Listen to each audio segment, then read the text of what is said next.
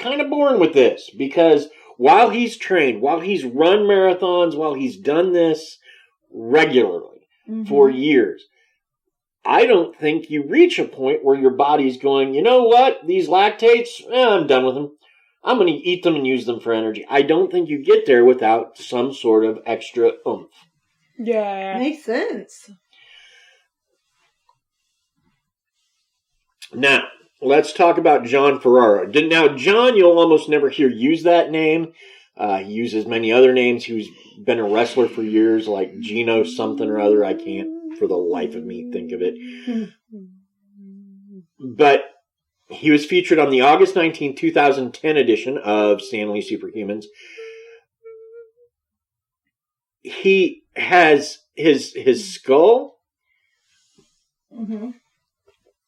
is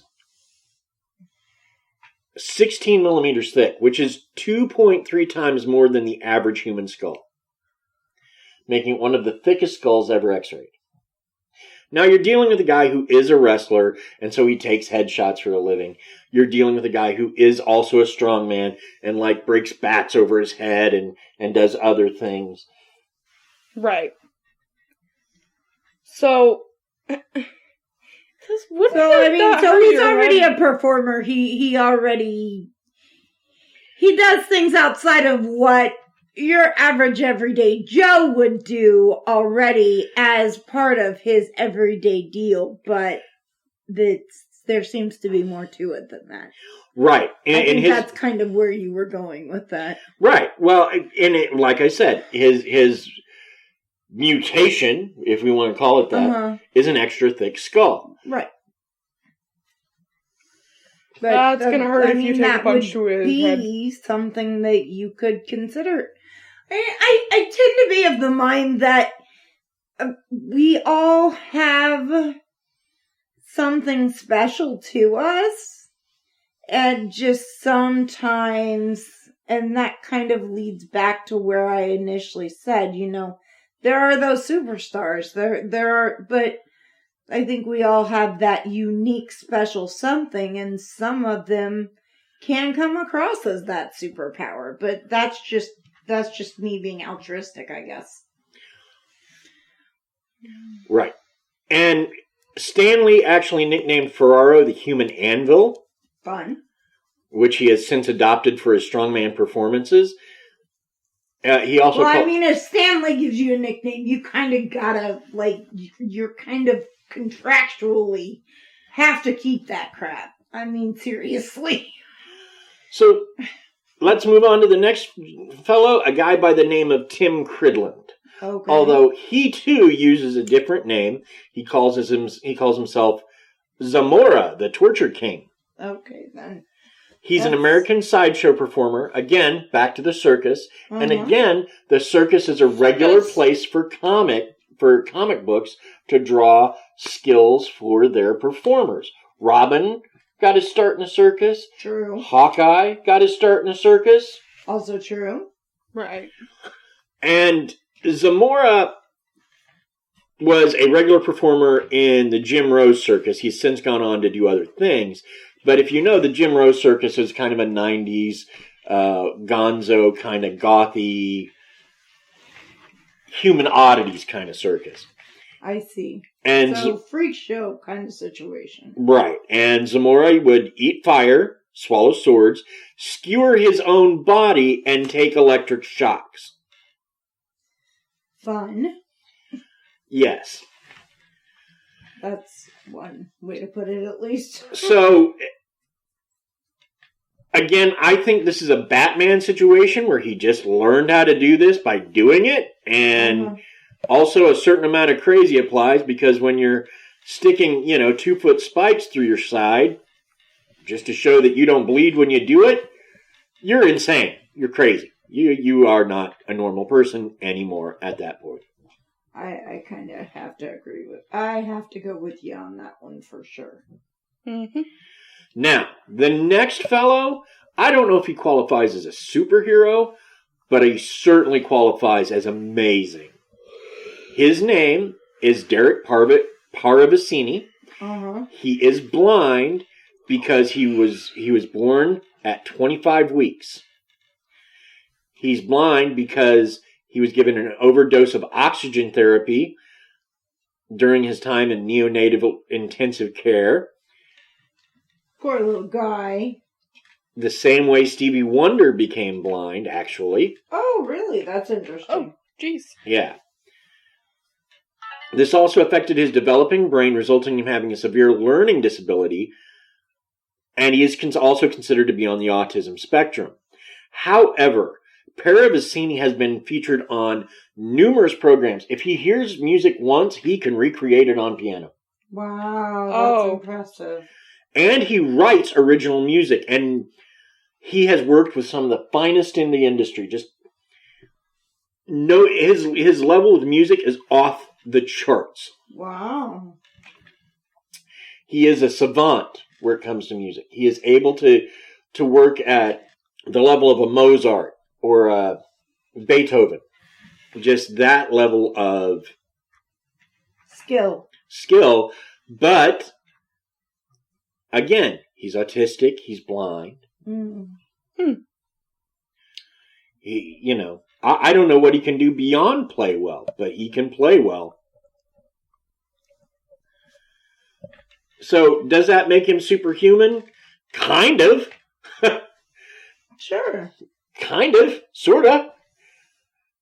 Is he going to make it on the team? Probably not, but he's going to be invited to all the parties. Because having a guy that can play like that, that's amazing. Well, yeah, I mean, he's got your backup music for sure. Brings me to one of my favorites on the whole list. And I'm going to screw this up, and if we have Japanese listeners, I apologize. Aseo Machi. And I'm probably mispronouncing that, and I apologize. He is a modern-day samurai, or at least he trains himself in a samurai style. And he holds, again, a number of Guinness World Records for his katana skills, including most martial arts katana cuts to one mat, fastest 1,000 martial arts sword cuts, and most sword cuts to straw mats in 3 minutes. Crazy. But, in addition to these, he cut a rubber pellet fired from a BB gun, going 200 miles an hour. Wow. In half with a samurai sword. Well, he must not felt like much of a challenge that day, I guess. A doctor watching that performance claims that he's not visually processing that there has to be a different sense at work there. I see. Now, I don't know that that's the case, but again, this is a Batman situation. If you can cut a rubber pellet, essentially a latex BB, in half with a samurai sword when it's fired at you, congratulations, you're awesome. You're on the team. I don't care. Yeah, you have made the team. Be on the team. All the team. Be all that you can be. Yes. So, he's on the team. Okay. I ain't arguing your virtual, made-up, imaginary team here. You can put whoever you want to on said team. All right. We're entering the last of these. All right. Tim Fried, or Fried, and I'm not sure how we pronounce it, Friede. Could be Friede, I guess. Yeah. Maybe. He's been bitten by or injected just about every snake venom known to man in small doses. So he's Spider-Man. No. Snake venom. Okay. Snake venom. So he's Snakerman. No. Mom. But it just means he's sort of immune to it. I got that. I'm okay. I'm sorry. I humbly apologize to any listeners whom I just offended with my own personal amusement. I wasn't gonna go that route with it, but I was gonna say what he's done is Batman himself, but he's done it in a very interesting way, although it's sort of a crazy one. He began by injecting snake venom in small doses into himself. And as he did that, he would increase the dose over time, and eventually his body would develop antibodies to the proteins that are in these venoms, allowing him to get through them with little or no effect. Wow. That's impressive. That is impressive. And now he's regularly, his thing now is twice a night, he will get bitten by something like a water cobra or a taipan, which is a kind of snake. Only twice a night? Man, he's really falling down on the job. I know, right?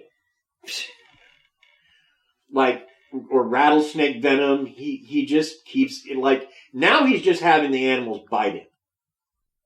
Just letting them bite him. Yeah, just, here you go. Have a snack. Okay, here.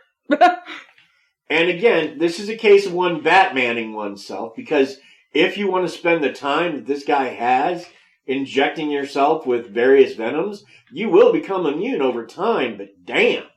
Yeah, exactly.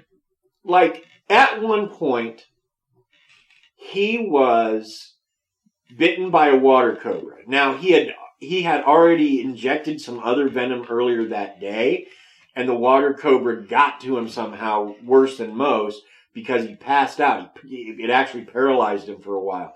And he could hear the paramedics discussing whether or not he was dead. Yeah, that's a little freaky. So, he's had some close calls. Sounds like it. But at the same time, man, there's a level of bravery to this, or sheer crazy, and I'm not sure which. I'm going to go with the crazy, but that's just me. I'm going to go with a little bit of both. Now, we're going to go from Tim Freed, or Freedy, I'm not sure, to Tom Cameron, a.k.a. the Human Stun Gun. Cool. Mm-hmm. Another guy that appeared on Superhumans. He claims to have the ability to stun his opponents just using his energy. Now, again, he studied martial arts for a long time. But in the video I watched, he was really only able to affect his students. Mm-hmm. Now, the medical personnel that were on hand at the time said that there was evidence of raised heart rate and other effects from the process of him knocking out his students, but he couldn't use it on the reporter that was there, and he couldn't, and it didn't work on a UFC fighter that they took him to. Interesting. So, he doesn't get to be on the team. Okay. I'm kind of sorry I mentioned him, really. I mean, it's one... Well, you do edit the podcast. You could always just take it back. I'm just saying, he was on the show, so he deserves some discussion, because I've only removed one person that was on the show, and that's because he died doing the thing that made him a superhuman, and I assume if you died doing your superhuman thing, you shouldn't have been doing it in the first place. Yeah, if you died doing your superhuman thing, you probably weren't a very good superhuman. Right. So, but, again, Tom, I don't know. Martial arts is cool, but you got to be able to affect something other than your own students there, pal. Let's move on. There you go. And we're going to move on to Celine Hyeni. Now, Celine, I believe, might be Indian, but I'm not entirely sure. He does his own stage show where he eats nails, candles, wood, and lights. Ew. Again, in circuses, back in the day, Jim Rose kind of freak show circuses, there were guys who did that. Well, sure. They were called the Geek, because he also bit the head off of chickens. Whoa. Waka waka.